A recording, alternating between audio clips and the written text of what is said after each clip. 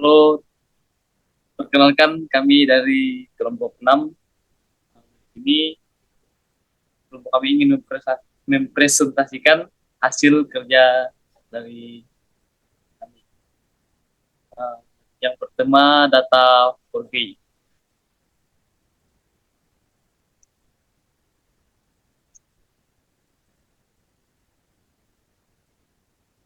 Nah, baik di sini poin pertamanya ancaman data 4G, memahami dan mengatasi bahaya manipulasi data.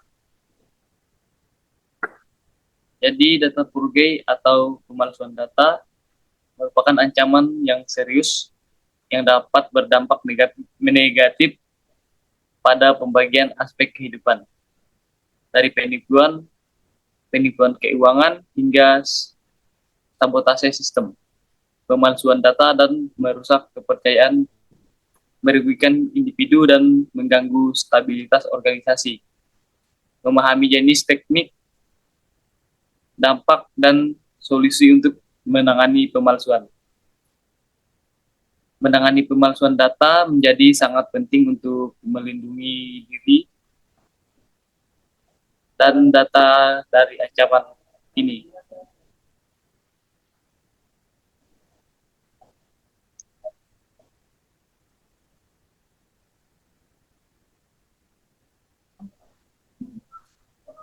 Untuk definisi data 4G, jadi data 4G ini adalah tindakan menghubungkan atau memalsukan data yang ada dengan tujuan untuk menipu, menyesatkan, atau mendapatkan keuntungan secara tidak sah. Pemalsuan data dapat mencakup berbagai bentuk, mulai dari modifikasi sederhana sehingga memanipulasi yang rumit. Contohnya termasuk mengubah tanggal transaksi, menambahkan data palsu ke dalam sistem, atau mengedit dokumen digital untuk tujuan ilegal. Di sini ada poinnya, untuk tujuan data 4G. Dari tujuan permasalahan data biasa beragam, manipulatif. 1. Penipuan keuangan. 2. Sabotase sistem. 3. Pelanggaran privasi. 4. Manipulasi opini publik. 5. Keuntungan pribadi. Contoh data 4G. Yang pertama, memalsukan dokumen identitas. 2. Mengubah data transaksi. 3. Menambahkan data palsu ke database. 4. Mengedit hasil survei. 5. Membuat akun palsu di media sosial. Baik, di sini saya akan melanjutkan penjelasan dari Saudara Yudi. Selanjutnya, jenis-jenis data forgery. Pemalsuan data dapat diklasifikasikan berdasarkan teknik, target, dan tujuannya. Beberapa jenis pemalsuan data yang umum termasuk 1. Pemalsuan data transaksi. Melibatkan mengubah data transaksi keuangan seperti mengubah jumlah tagihan atau mengedit data pelanggan. Kedua, pemalsuan data identitas. Melibatkan membuat atau mengubah dokumen identitas seperti paspor, SIM atau kartu kredit untuk tujuan penipuan. Yang ketiga, pemalsuan data sistem.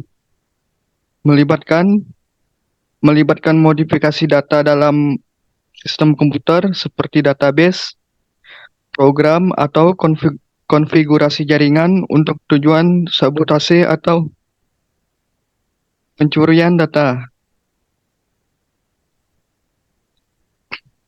Yang keempat, pemalsuan data multimedia. Melibatkan modifikasi gambar, video, atau audio untuk tujuan manipulasi informasi atau propaganda. Para pelaku pemalsuan data menggunakan berbagai teknik untuk mencapai tujuan mereka.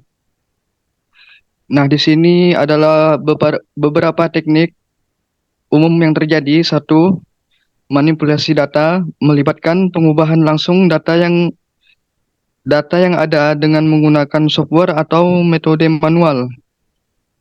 Yang kedua, pembuatan data palsu melibatkan pembuatan data baru yang tidak benar untuk diintegrasikan ke dalam sistem.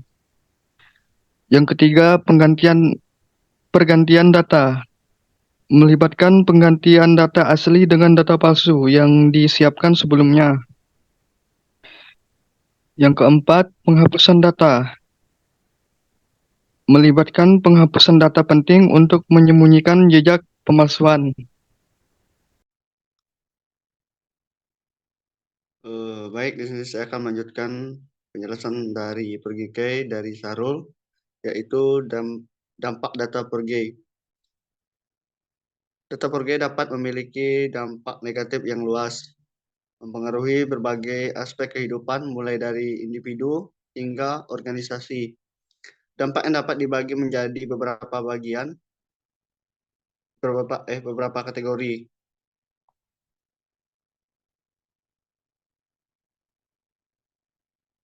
Yang pertama itu ada finansial. Kerugian finansial karena penipuan, kerugian investasi atau kehilangan aset. Reputasi, kerusakan reputasi perusahaan, organisasi, atau individu akibat pemalsuan data. Hukum, tuduhan kriminal dan sanksi hukum bagi pelaku pemalsuan data. Keamanan, kerentanan sistem dan data terhadap serangan cyber dan ancaman keamanan lainnya. Kerugian kepercayaan masyarakat, ketidakstabilan sosial, dan gangguan dalam kehidupan sehari-hari.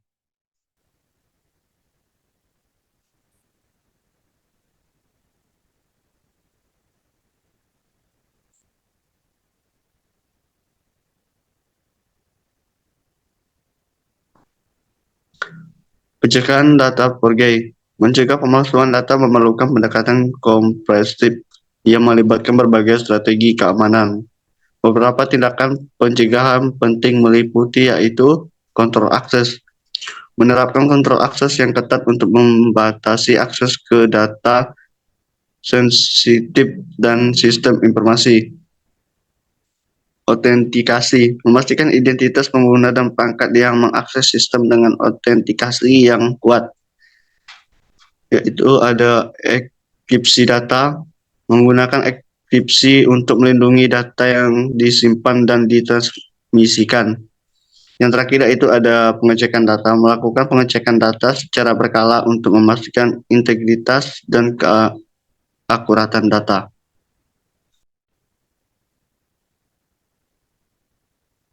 Oke, sini saya akan melanjutkan penjelasan dari Manuel Hieronymus. Deteksi data 4G. Deteksi pemalsuan data adalah proses mengidentifikasi data yang telah diubah atau dipalsukan. Proses deteksi melibatkan analisis data untuk mencari pola yang tidak biasa, perubahan yang signifikan, atau inkonsistensi yang dapat menunjukkan pemalsuan. Yang pertama, analisis data, yaitu membandingkan data yang ada dengan data historis atau referensi standar untuk mencari perbedaan yang mencurigakan. Yang kedua, audit data, yaitu melakukan audit reguler terhadap data dan sistem untuk memastikan integritas dan keakuratan data. Yang ketiga, pemantauan aktivitas, yaitu memantau aktivitas pengguna dan sistem untuk mendeteksi akses yang tidak sah atau perubahan data yang mencurigakan.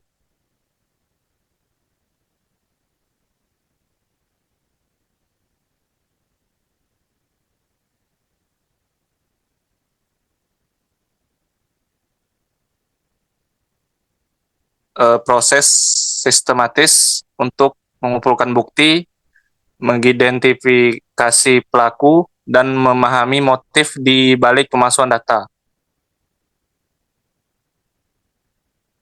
pengumpulan bukti, mengumpulkan bukti digital seperti log aktivitas, data transaksi, atau dokumen digital untuk mendukung investigasi. Kemudian ada identifikasi pelaku, yaitu menentukan siapa yang bertanggung jawab atas pemalsuan data melalui analisis bukti dan teknik forensik. Kemudian analisis motif, memahami tujuan atau motif pelaku pemalsuan data untuk membantu dalam penyelidikan.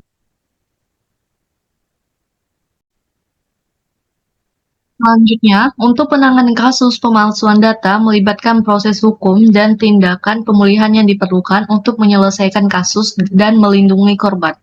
Ini tindakan yang diambil dapat berupa laporan ke pihak berwenang, tindakan hukum, dan pemulihan data.